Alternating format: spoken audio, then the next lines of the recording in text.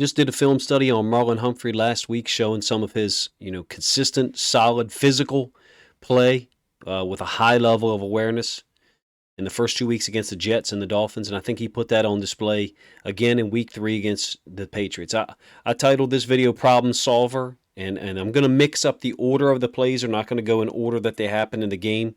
I'm going to try to show you one theme in the beginning of how Devontae Parker was giving us problems. I think that's obvious to anyone who watched the game.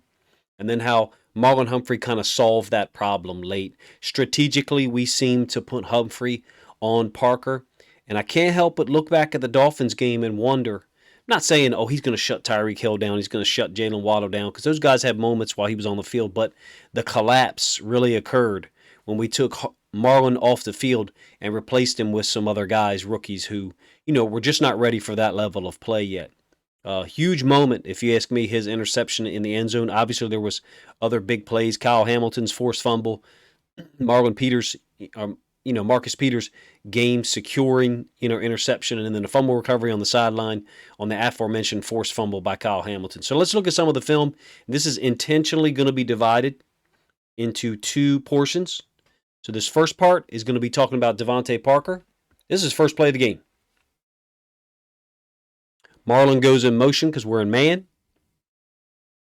And this is just difficult for JAD. I suspect that there is probably some film study here that would help him out. There are, at times, people that will chip a rusher and then slide back out into the flats, but not usually with motion away from you. That's not my experience.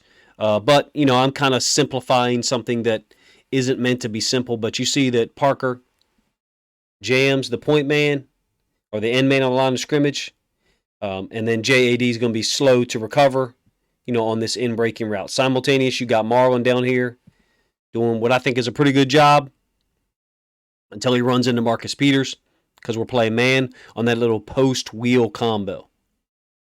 Parker gave us trouble all day. We eventually put Brandon Stevens on him when we decided to play man down here at the bottom side. This is going to be a great play by Marcus Williams at free safety. We'll pull this back one time and let you see it. Great timing. Yeah, I know the New England fans were saying it should have been an interception. I mean, okay, maybe there's contact, but it's still great play by Marcus Williams. And absent that, we might have been talking about a bigger gain. By the way, this is Humphrey down here on Nelson Aguilar. Check out the coverage he's got there. So we're going to still talk about Humphrey even during this first piece. I think he's doing a good job in coverage. Physical. He's very handsy. If you don't like that type of defense, maybe you're just rooting for a lot of points to be scored. I just like to see us stop people. Stevens down here on Parker. Early in the game, I believe second quarter. I could be wrong. We're dropping Chuck back. Great job by Stevens getting his hands up, but clearly he was beat at some point. Also check the coverage that Marlon has. Looks like he releases this number 2 receiver inside to the safety. Kind of zones this off a little bit because he knows he has help. Great play by Stevens. One more play by Parker.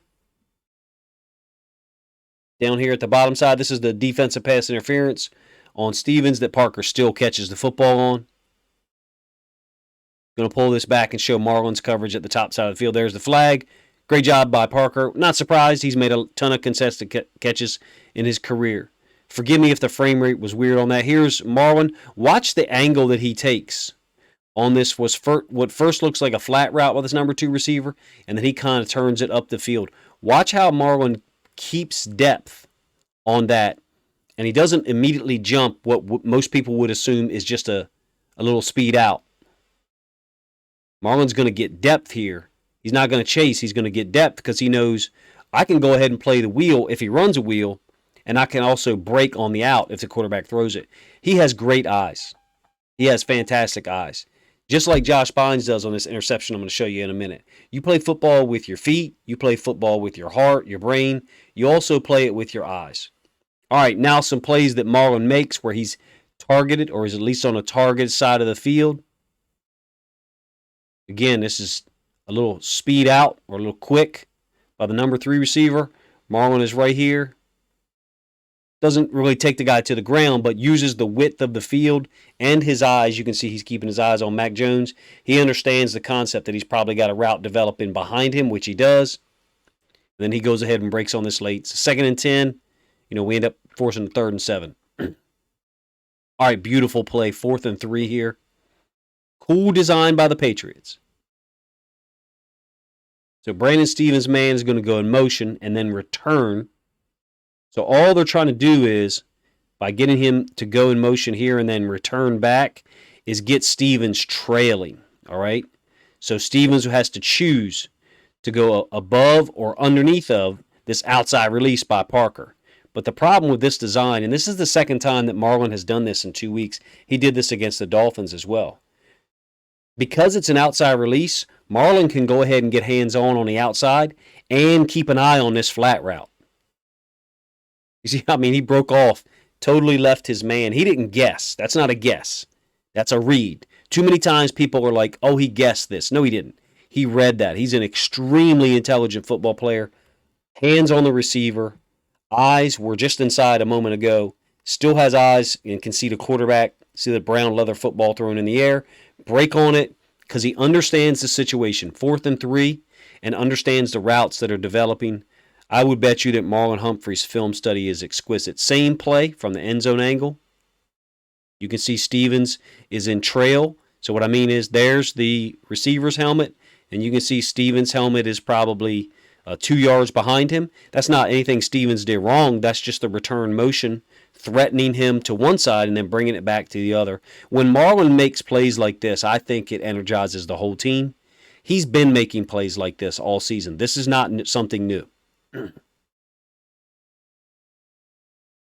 He's down here at the bottom side of the screen. We'll let this run, then pull it back. I love how physical he is.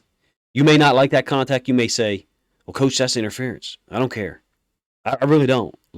You coach people to be physical. It is a physical game. Not allowing the league, the refs, to take away moments of us being physical is important, in my opinion.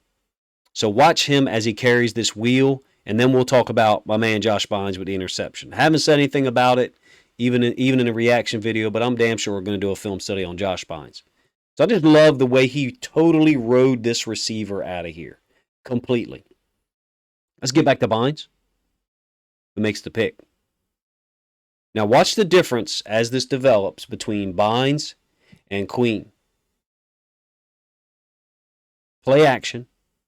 So at this point, both our guys have recognized it. When I say both our guys are inside linebackers, we're starting to push back. Parker's route's going to basically check up in between the hash and the numbers and then curl back here. But watch the difference between Queen and Bynes now. The entire time, Queen's eyes have been here. Look at what Bynes is doing. He's finding work. That's finding work, meaning let me find a route to match up underneath of and help out these safeties, which we know so far this year, the Ravens safeties, especially when we're in a too high alignment, we're staying pretty deep. Still, eyes on the receiver, looking for some kind of indicator as to what he's going to do. Still eyes in the backfield.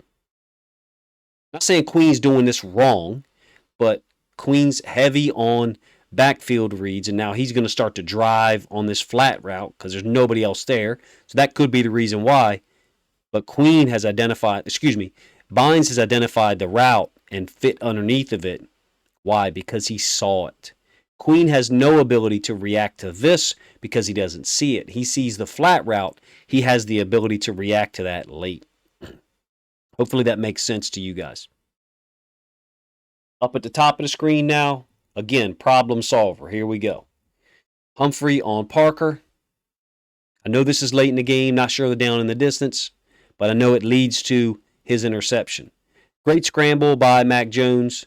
I actually missed an opportunity earlier to show you a little bit of physical play by Josh Bynes. I'll show it in his film study, but I love the physicality here.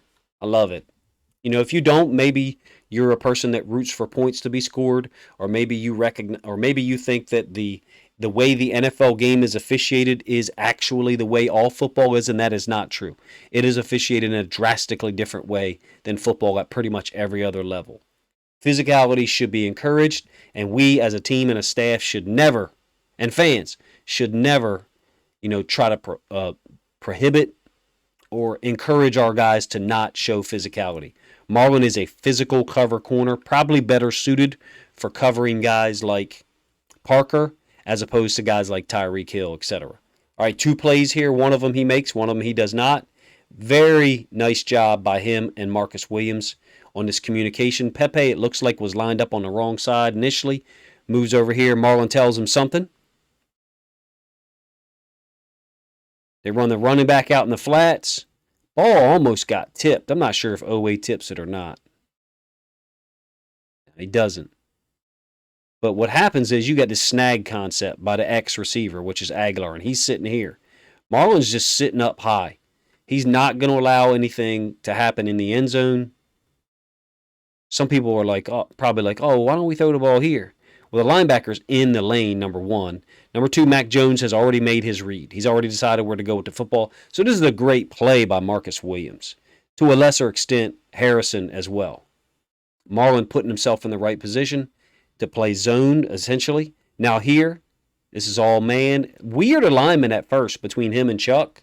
You can see him up here kind of switching sides a little bit. Somewhat reminiscent of that situation the week before where Clark and Williams both ended up on the same side of Tyreek Hill, and then Waddle ended up beating JAD for the game-winning touchdown. Love how physical he is. That will not compromise physicality. Will not. I don't know how many, illegal contact calls or whatever you want to call it. I don't know how many it would take to change his style. I don't think he would. And I love it. I love it.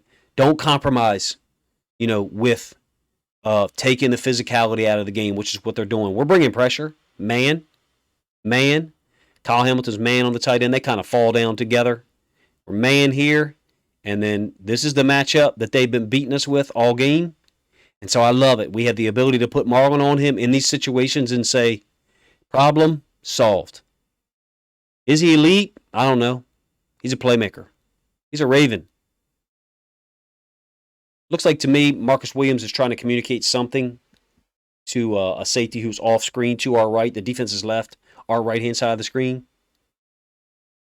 I think he's trying to communicate mesh.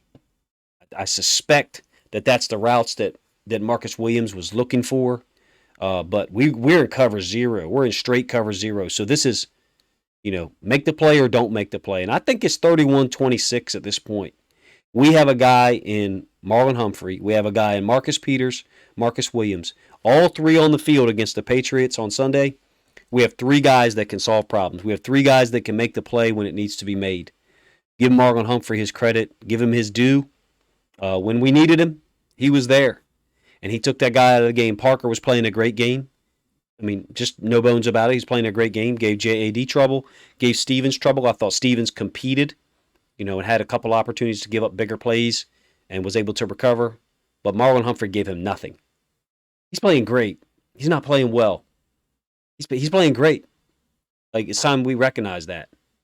Through 3 games, I have no idea what the stats are. I don't care. Makes plays on 3rd and 4th down. Makes plays in big moments. And in my opinion, if he doesn't come out of that Dolphins game, we're 3-0 right now because he stabilizes our coverages and balances out the talent equation. So the talent equation is tipped in the Miami receivers' favor, clearly, against most teams they're playing. But when we have Marcus Williams, Marcus Peters, and Marlon Humphrey out on the field, the talent equation is closer to 50-50 or maybe 55-45 in the Dolphins' favor just because of the speed differential and explosiveness and big playability of Waddle and Hill, clearly. Let me know what you think of some of my breakdown of this. Certainly not trying to paint JAD and Stevens in a negative light, but it was obvious. Once we put Marlon Humphrey on Parker, that problem was erased. So we have the ability to solve certain issues mid-game or in big situations if we want to, based upon the personnel that other teams are putting on the field. Appreciate you guys checking the video out. you haven't subscribed to the channel, you're probably not listening now, but please consider subscribing if you haven't done so already. And if you think other Ravens fans or NFL fans in general might enjoy this content, enjoy this video specifically, please consider sharing it on social media. I worked hard Monday night to try to get you guys as much content as possible. We'll be back on Tuesday with videos about Tyler Linderbaum, Daniel Falele, Josh Bynes, and others from across the NFL. Appreciate you guys' time.